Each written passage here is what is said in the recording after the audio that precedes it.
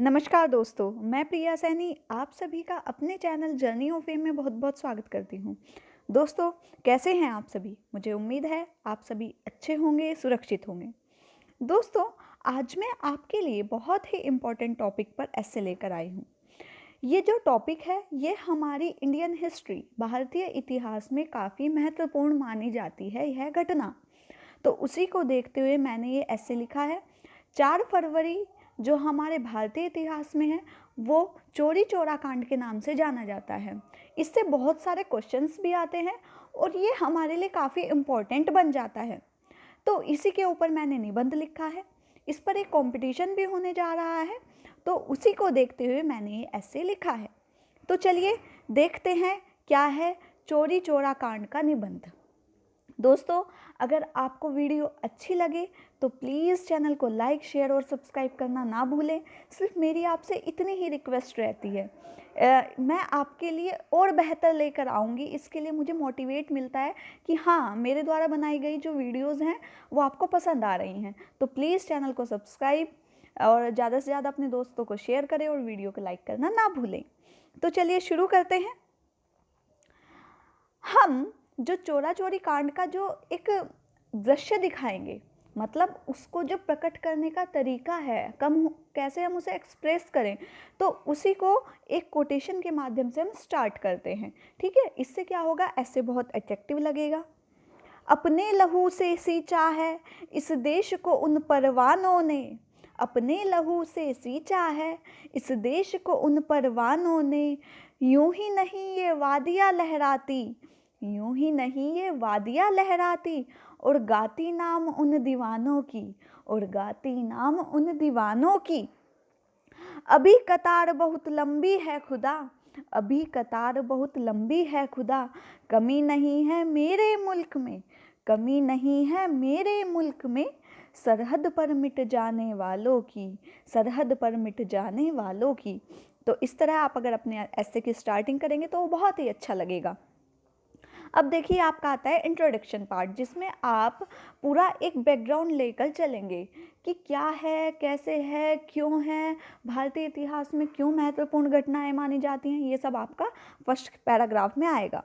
कोई भी देश साधारण एवं निष्प्राण भूमि का केवल ऐसा टुकड़ा नहीं होता जिसे मानचित्र द्वारा दर्शाया जाता है। देश का निर्माण उसकी सीमाओं से नहीं बल्कि उसमें रहने वाले लोगों एवं उनके अपने देश के प्रति लगाव अर्थात स्वदेश प्रेम से होता है। स्वदेश प्रेम मतलब अपने देश से लगाव।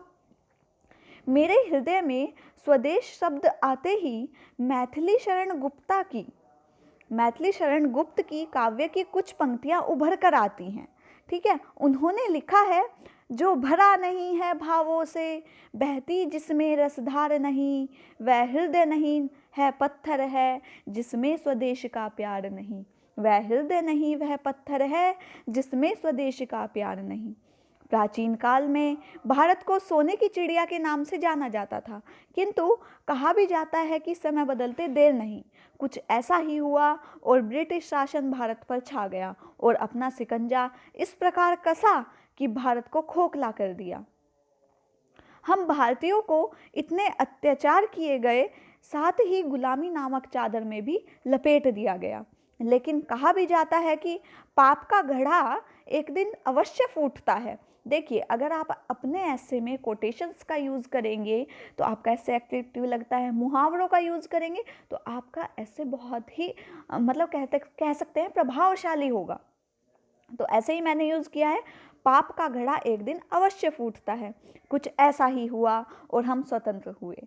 लेकिन इस स्वतंत्रता नामक शब्द के लिए हमारे देश के वीरों ने कई त्याग किए, कई क्रांतिकारी आंदोलन किए। इन्हीं में से एक आंदोलन चोरी चोरा कांड हुआ।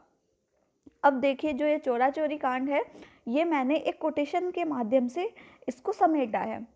दोस्तों, ये कोटेशन मैं खुद बनाती हूँ। अगर आपको अच्छी लगे तो प्लीज़ प्लीज़ चैनल को लाइक, शेयर और सब्सक्राइब करना ना भूलें। सिर्फ मेरी आपसे बार बार यही रिक्वेस्ट है। गोरखपुर में हुआ था कांड, चोरी चोरा था जिसका नाम, जुलूस गुजर रहा था जो, पुलिस फायरिंग का हुआ प्रकोप, पुलिस फायरिंग का हुआ प्रकोप, हड़कंप मचा जो आपस में, शहीद हुए दोनों ओर। हड़कंप मचा जो आपस में, शहीद हुए जो दोनों ओर। चौरी चौरा कांड 4 फरवरी 1922 को गोरखपुर में हुआ था। यह संपूर्ण देश का पहला कांड था जिसमें भारतीयों के साथ साथ अंग्रेजी पुलिसकर्मी भी शहीद हुए थे। यह युग भारत में क्रांतिकारी युग के नाम से जाना जाता है।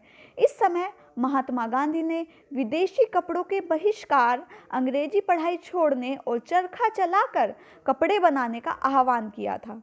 4 फरवरी 1922 का दिन शनिवार को चौरी चौरा कांड भोपा बाजार में सत्याग्रही इकट्ठे हुए थे और थाने के सामने से एक जुलूस गुजरने लगा।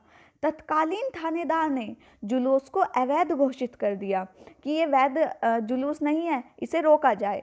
गांधी जी की टोपी को पैरों से रौंद दिया गया, जिससे सत्याग्रही ने उनका विरोध किया और पुलिस ने मौका पाकर उन पर अंधाधुंध फायरिंग कर दी, जिसमें 11 सत्याग्रही शहीद हुए और 50 घायल हुए।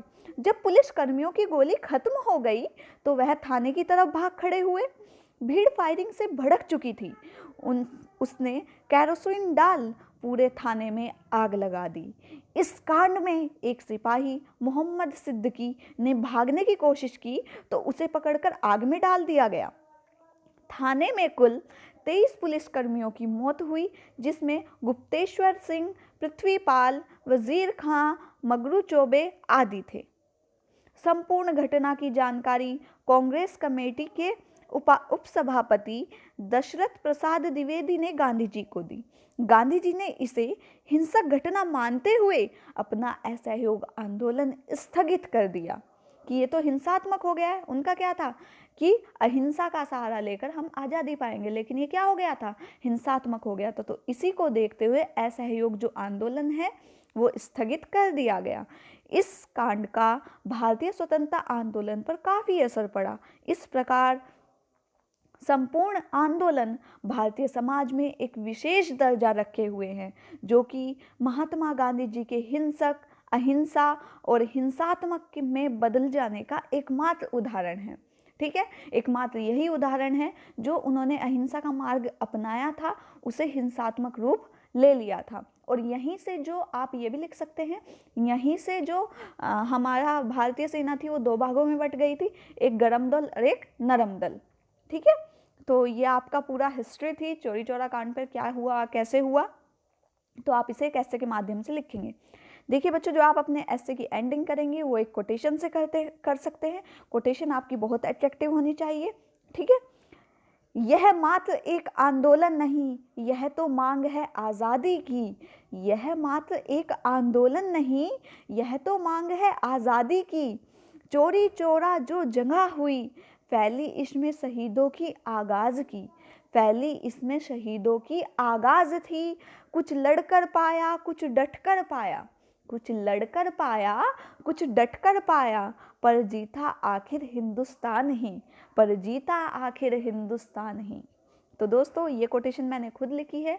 तो अगर आपको मेरी वीडियो अच्छी लगती है तो प्लीज़ चैनल को लाइक, शेयर और सब्सक्राइब करना ना भूलें। और आपको किसी भी टॉपिक पर ऐसे चाहिए तो आप मुझे कमेंट बॉक्स में कमेंट कर बता सकते हैं।